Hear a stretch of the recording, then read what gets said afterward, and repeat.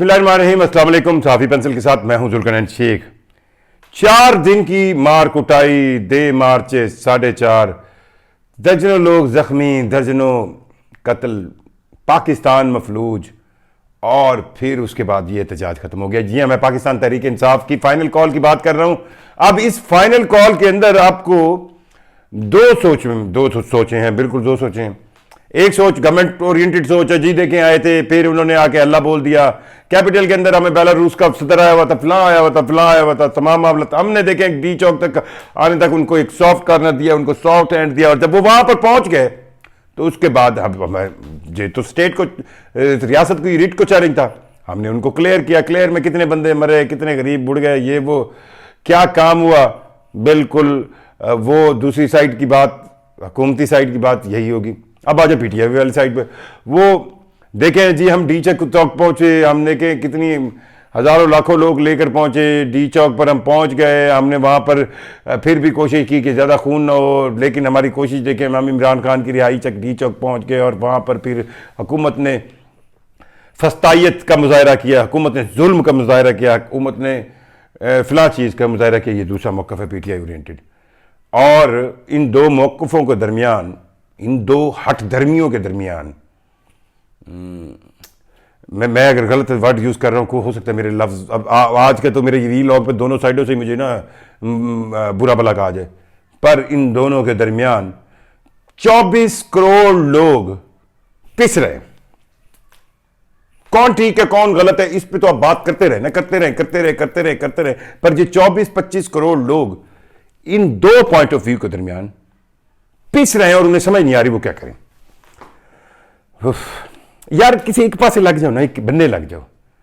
मेरी तहरीक इंसाफ से और उसके अंदर बैठे मीर जाफर, मीर सादकों से रिक्वेस्ट है, खुदा के लिए इस पाकिस्तान को बख्श दो। और चाचा गंडापुर जो स्टाइल तू कर, अंधे को भी समझ आ रहा है, अंधे को समझ आ रहा है कि तू क्या कर रहा है, मतलब डू गेम डबल एजेंट क्या। एक नोटिफिकेशन की मार है अलीमीन गंडापुर, वफाकी हुकूमत चाहे, वफाकी हुकूमत भी क्या कर रही है। ये सारे मुनाफिक इकट्ठे हो गए हैं दोनों साइडों पे, गवर्नमेंट साइड पर पीटीआई की लीडरशिप के, इमरान खान 1.5 साल से अंदर जेल में बैठा है, उसको क्या दिखाया जा रहा है, किस तरह ये मिलते हैं, क्या चाहते हैं वो, पर ये दोनों साइड पर वो मुनाफिकीन की एक बहुत बड़ी तादाद बैठी है जो सिर्फ और सिर्फ पाकिस्तान की बर्बादी कर रही है, जो सिर्फ और सिर्फ इस मुल्क को, जो पहले इंतहा मतलब कहना मुश्किलात में है, उसको, उसके अवाम को निचोड़ रही है, मार रही है। खुदा की कसम मैं आपको एक चीज बताऊं, मुनाफिक मीर सादिक, मीर जाफर चाहे गवर्नमेंट की साइड पे है, पीटीआई की साइड पे, तुम्हारा अंजाम बहुत बुरा होगा, तारीख भी तुम्हें याद रखेगी। और इनमें सबसे बड़े मुनाफिक कौन हो सकते हैं जो इस वक्त दोनों साइडों को लीड कर रहे हैं? जी हाँ, अलीमीन गंडापुर हो सकते हैं, इधर से जनाब हमारे वजीर दाखिला साहब हो सकते हैं।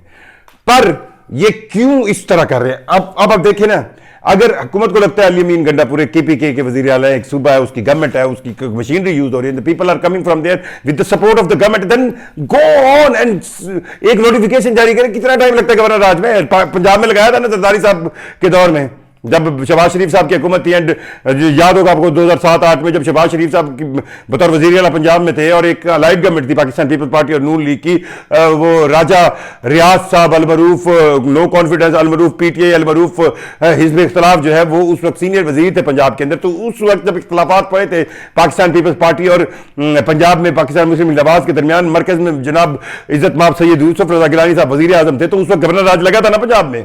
सलमान तसीर जो है वो गवर्नर राज लगाकर यहां पर बैठे थे, फिर लगाएं देख फिर कुंडी को केपीके में। आपको लग रहा है अलीमीन गंडापुर आपके साथ जो है मशीनरी नहीं करेंगे, आप नहीं करेंगे, क्योंकि आपको ऐसा पीटीआई के अंदर एक मुनाफिक चाहिए जो बाबा बाबा बाबा बाबा बाबा बाबा बाबा लगा रहे, जो डर लगा रहा है, और मैं कर देता, और ये डी चौक तक ले जाने, कभी वो बिशरा बीबी के पीछे आ जाता है, डी चौक पहुंचा देता है। और ऐसी गेम उसने की जिसके अंदर 2-3 दर्जन अफराद मरे, जो गेम हुकूमत और इस अलीमीन गंडापुर ने मिलकर की, एंड कंपनी ने मिलकर की, कि उसने कहा पहले आप थोड़ा सा हमें डी चौक तो पहुंचा दिया, डी चौक पहुंचा के बुशरा बीबी के कंटेनर के इर्द गिर्द उसको जाकर जिस तरह अलीमीन गंडापुर साहब ने गाइड किया, जिस तरह उनको बताया, ओ हो बाहर तो ये, और फिर पहुंच गए थे तो बैठ था, अव्वल तो वहां से निकलना ही था, फाइनल कॉल सनों पे कफन, फिर अव्वल नहीं निकलना था ना, निकल आए थे, इतने दिन हो गए तो फिर बैठ कट्टी कट्टा किसी बनने तो ला, नहीं नहीं नहीं,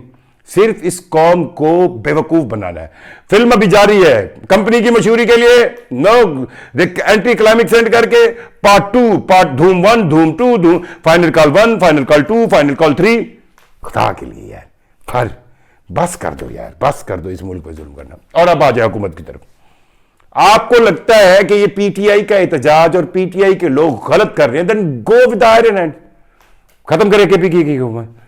अब आप खुद, आपको हकीकत पता है कि अवाम की मेजॉरिटी इस वक्त आपके साथ नहीं है, आपके साथ बिल्कुल नहीं है। इमरान खान को अपने जेल में रखा हुआ है, बिल्कुल गलत रखा हुआ है। कौन सा केस है? तो उन केस तोशाखाना 1, तोशाखाना 2 सब में बेल हो गई है।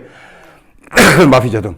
अगर पाकिस्तान तहरीक इंसाफ की क्यादत थोड़ी सी अक्ल समझ बूझ के साथ चले, इमरान खान जेल से बाहर आना हुकूमत के लिए एक बहुत बड़ा नागुज़ीर, इमरान खान को बाहर भेजना नागुज़ीर ऑप्शन होगा जिसके बगैर उनका हल नहीं होगा।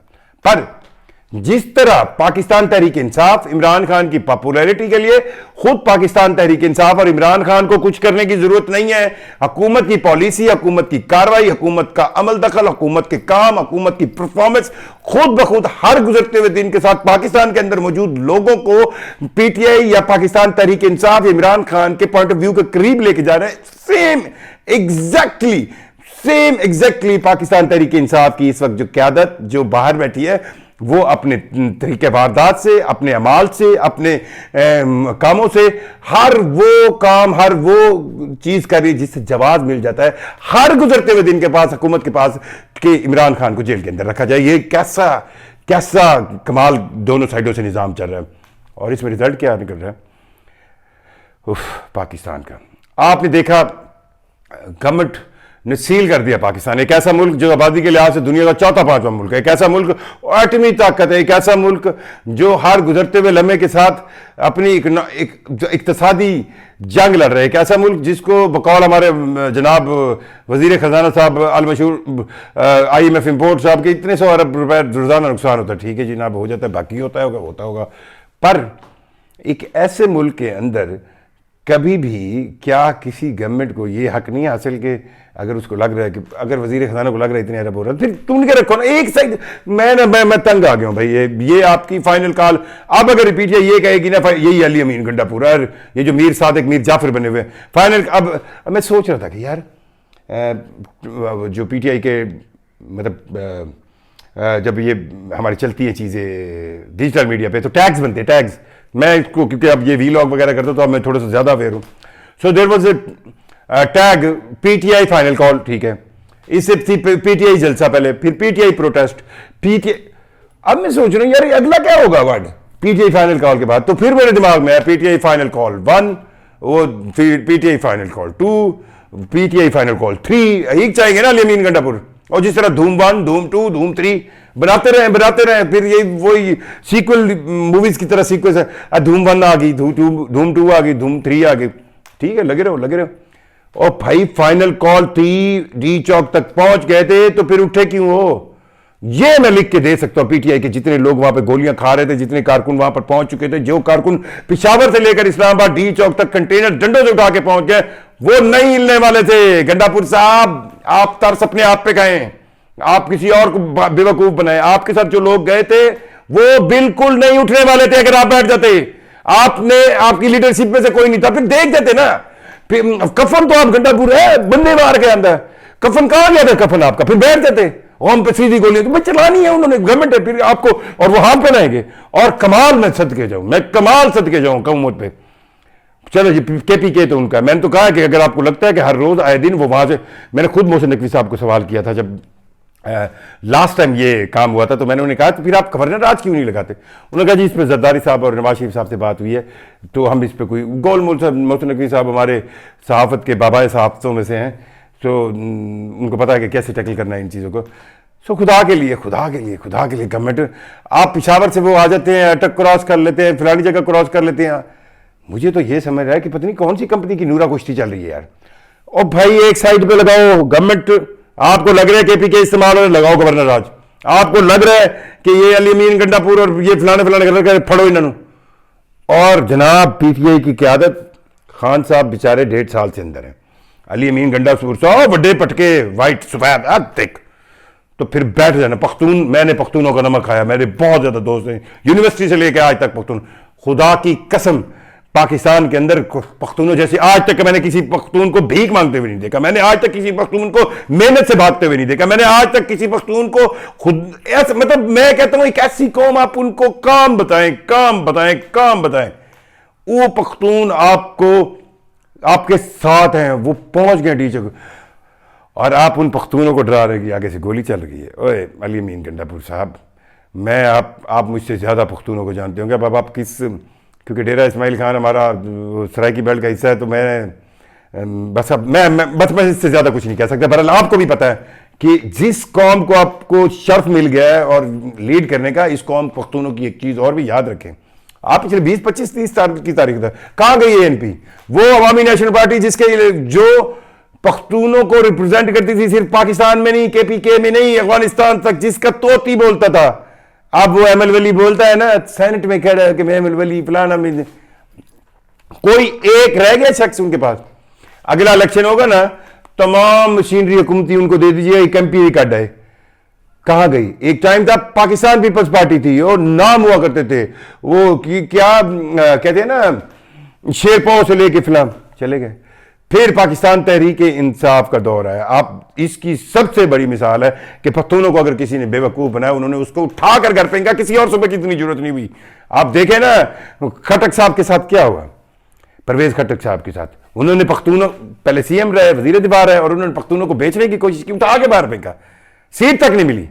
तो अब अगर अली अमीन गंडापुर साहब आप पख्तूनों को बेवकूफ बनाने की ये गलती कर रहे हैं, तो याद रखिएगा फिर आपकी दास्तां भी ना होगी पख्तूनों की दास्तानों में। शुक्रिया।